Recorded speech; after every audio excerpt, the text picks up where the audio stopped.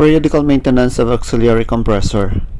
The auxiliary compressor is required for maintenance every 2000 running hours. It will appear here if maintenance is required to the items listed, like to change the air filter, lube oil filter, and to change the crankcase oil. This time it reaches already the required running hours. We just started to drain the crankcase oil. While we are draining the crankcase oil, we are going to change the air suction filter with a new spare. And after that, we are going also to change the lube oil filter. We are removing the lube oil filter.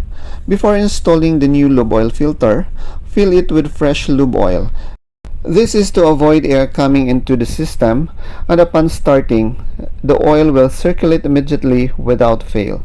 After filling it, install the new lube oil filter.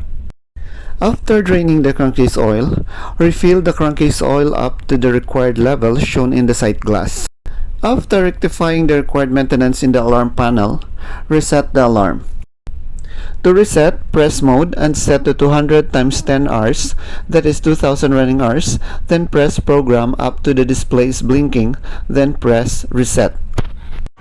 After rectifying the required maintenance, restart and observe, then check the running condition. If all is well, put it on standby or in service. Thank you for watching, and let us keep safe always, and God bless us all.